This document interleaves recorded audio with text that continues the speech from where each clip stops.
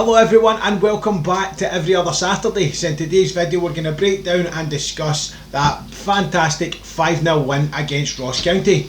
Well, what more can I say, guys? We asked for that performance, we got it. We asked for goals and we got it as well. 5 different scorers, 5 different goals. Fantastic performance from start to finish. Before we dive into this game, guys, please, if you've not done so, a wee like and share would be fantastic to get out to as many people as possible, and a wee subscribe if you haven't done so already. Helps the channel grow and crawl ever closer to that target of 100 subscribers. Now we're sitting at 96, so we only need 4. I genuinely thought it would take to about the end of the season to get to there, but as I say, 4 subscribers away, we're almost there.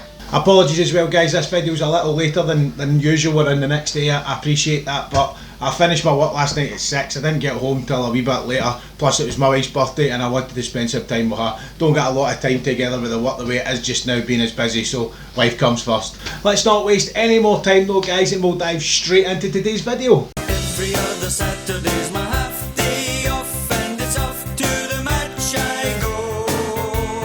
Happily we wander down the Copeland. Well, guys, that was exactly what the doctor ordered. We clearly came out with an obvious game plan. We stuck to it from the word go to the last whistle, and we did what we needed to do to give us a performance, give us the goals, which was a wee bit more important to myself this time, the goals, but give us everything that we needed to get those next 3 important points. We got that high intensity that we were looking for, specifically that first 20 minutes where we're maybe been a wee bit more sluggish in previous games, trying to get out of the blocks and stuff, so getting through that at the start really pushed us on, and that entirety of the 90 minutes was just a masterclass in my eyes. Very, very little for me to sit here and complain about. I think it was clear and obvious that we were told to take that game by the scruff of the neck, and boy did we, to be honest. Gerrard obviously gave them that game plan, we stuck to it, and we got those goals and we got those 3 points. Taking a quick look at the goals though, first goal came from the man Ryan Kent. Now, I've been saying in previous videos we wanted him to get the goal and I thought it was coming. To be honest, I thought he was maybe taking a wee step back and we weren't getting to where we needed to with Ryan Kent, and he wasn't getting those goals that he needed, but it was brilliant to see. It was a really good goal as well, to be honest. The ball was floated over, but I think it was Tavernier over towards Morelos, and Morelos managed to get the ball headed across to him, and Kent did this weird kind of swan upwards header. I don't know what was going on, and it dipped over the back corner for 1-0. It was a fantastic goal, and well done Ryan Kent to get back on that score sheet. Not long after that though, Kent and Morelos were at it again up the top, and Kent kind of dinks the ball back to Morelos, and you can see Morelos is going straight for kind of goal, and out of nowhere, I'm not going to say it wasn't a malicious foul, it was a clumsy challenge as Morelos goes to take the shot to try and take us to 2-0. The man brings him down in the box, just inside the box, and Morelos goes down and the penalty's awarded. Now, as I said at the start, there isn't a lot to be kind of disappointed about. Sorry, easy for me to say. Isn't a lot for us to be disappointed in. This is my only gripe with the game. It was a bit of a shame for Tav. Stepped up, it was just a poorly taken penalty. MD has them. I think Tavernier's had his moments. He's missed this one, he's missed the previous one. I don't think this is the time to take him off the penalties. This has happened to him before. He's missed a couple of penalties and came back and just started scoring every single one of them.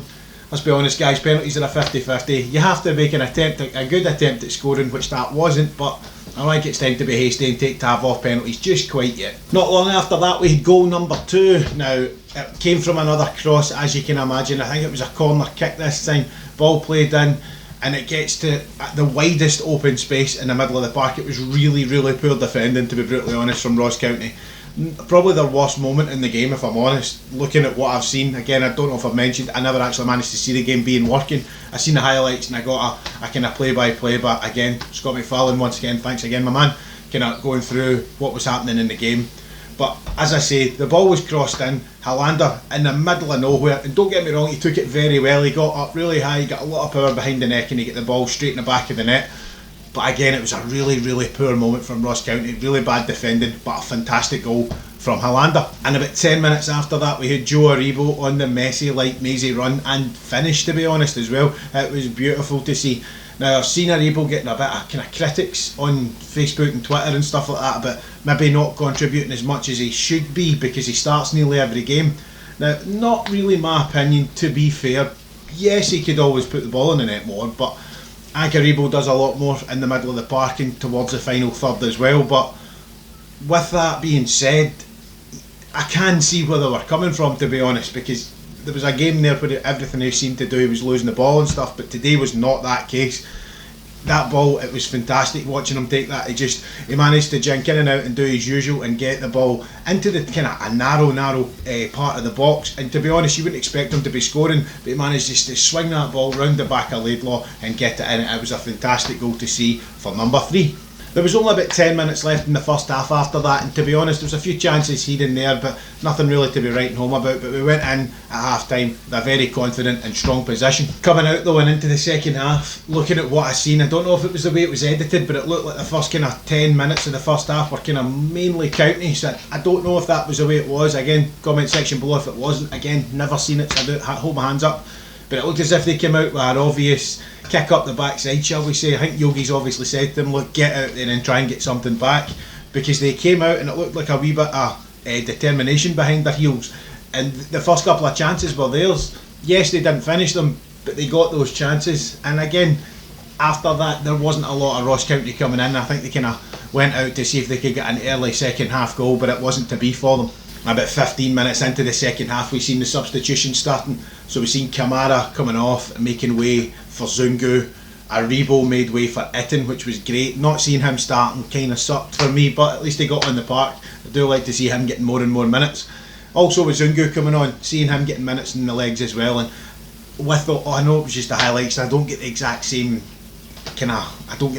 breakdown of a player when you only get to see the highlights, but looking at Zungu in that game as well, he didn't look as if he did a lot wrong. Getting him more and more minutes in the park's going to be good for him. But we also had the moment we were all waiting for, and it was the man Ryan Jack himself. Now Davis made way for him. It sucks not having Davis in the park, but seeing Ryan Jack coming back on, that gives you a little bit of the butterflies in the stomach to know that he's back, because it's clear and obvious that that man makes a difference to our squad. There's been numerous amounts of you guys that have got in touch with me to say that you can clearly see that we were missing Ryan Jack, and having him on that park just gives you that wee bit of a perk up and tingle in the back of the neck to know that he's back on the park. And with him back on the park, we only need to wait a couple of minutes. I think it was 6 minutes after he came on, we got the best team effort goal that I've seen us do in a long time. It was the amount of passes we strung together, the amount of people that were involved, the movement of the players on and off the ball.